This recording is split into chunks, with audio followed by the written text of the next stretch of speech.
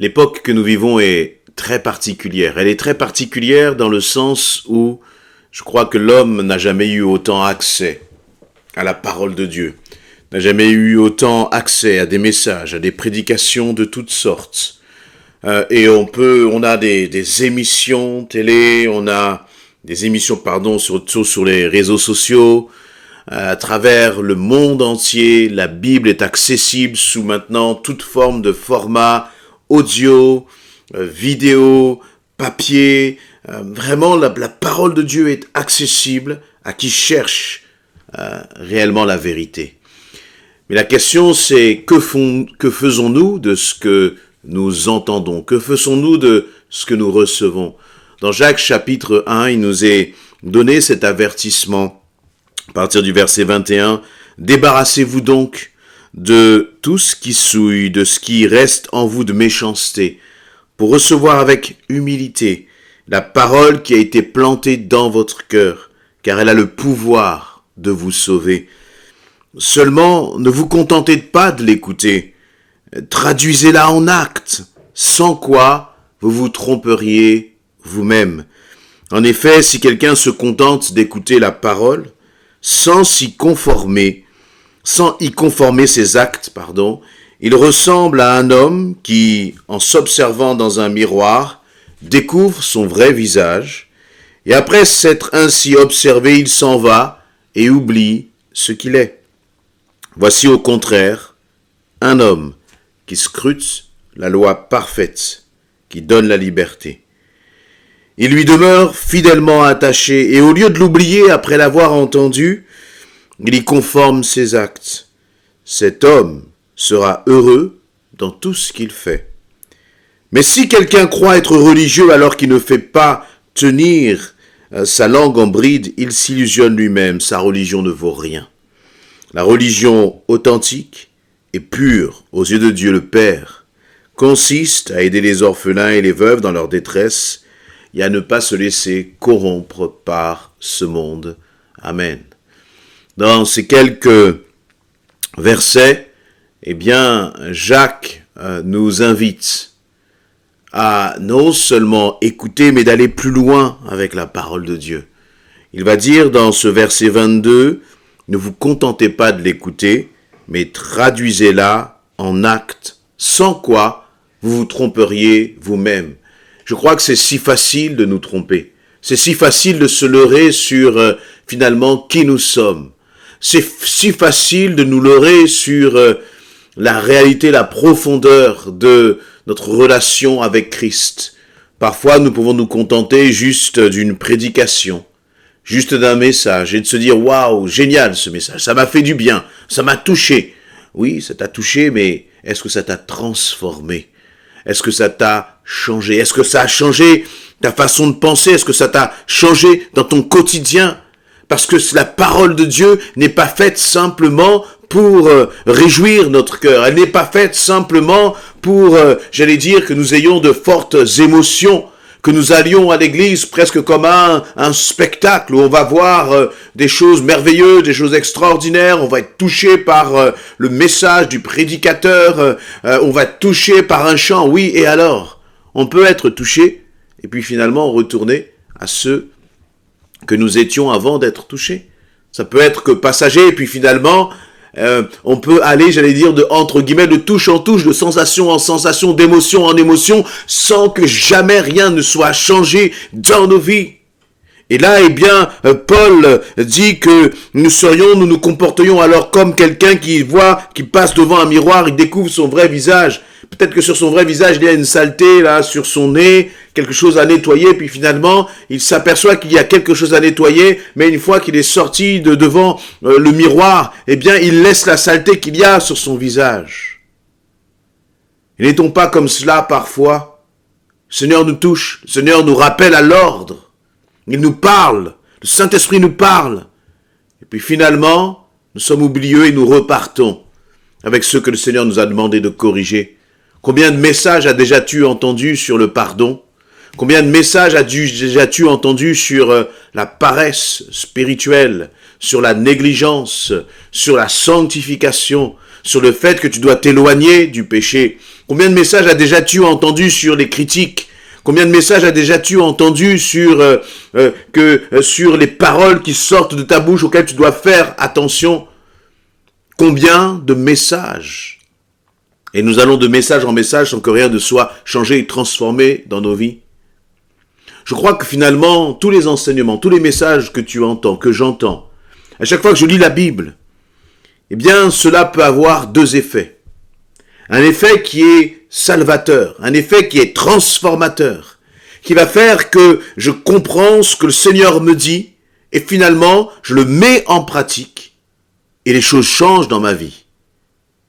Et je commence à faire la volonté du Père, et je grandis dans ma relation avec lui. Première possibilité. Deuxième option, j'entends le message, je dis oui, merci Seigneur de m'avoir parlé, finalement je ne mets rien en pratique. Et finalement ce message devient pour moi comme une malédiction, parce que je ne pourrais plus dire que je ne savais pas, mais je pourrais dire je ne savais pas et j'ai ignoré ce que Dieu m'a dit. Je ne savais pas et j'ai résisté. Et là, eh bien, c'est comme une forme finalement de rébellion. Parce que connaître la vérité, ne pas la mettre en pratique, c'est agir d'une façon soit rebelle, soit même de négligence à l'égard de ce que Dieu nous dit. Et je crois que il est important que nous prenions conscience de mettre en pratique, de changer, de corriger, pas demain, pas après-demain, mais lorsqu'on reçoit la parole du Seigneur, de la graver dans notre cœur et de dire, Seigneur, voilà, là, concrètement, je comprends ce que tu me dis, je vais mettre en pratique, je vais obéir dans ce domaine-là. Mais c'est vrai que parfois cela fait du mal, c'est vrai que parfois, eh bien, ça nous demande une profonde remise en question, de changer de comportement, de changer d'attitude, de nous laisser corriger. Mais le Seigneur ne va pas nous corriger de force. Voyez, le Seigneur, le Saint-Esprit, il agit toujours en collaboration. Le Saint-Esprit veut collaborer avec toi, avec moi. Et donc, il ne fera rien de force. Et le Saint-Esprit, je crois qu'il nous attend. Il attend que nous entrions vraiment dans l'obéissance. Et combien de fois je me dis pour moi-même, mais si j'avais obéi plus vite, si je m'étais soumis plus vite au Seigneur, j'aurais été déjà bien plus loin, plus en profondeur dans ma relation avec lui. Et finalement, ce n'est pas la quantité de messages qui va changer la chose, qui va changer les choses dans nos vies, mais c'est surtout l'obéissance, la soumission, la mise en pratique, sortir de la négligence, et c'est ce qui fera la différence. Dieu n'a pas de chouchou, Dieu ne fait pas de préférentisme, mais Dieu travaille avec ceux qui mettent en pratique ce que le Saint-Esprit leur dit de faire. Et là, eh bien, Jacques va dire, si quelqu'un se contente d'écouter la parole sans s'y conformer, il ressemble à un homme qui s'observe dans un miroir, il découvre son vrai visage.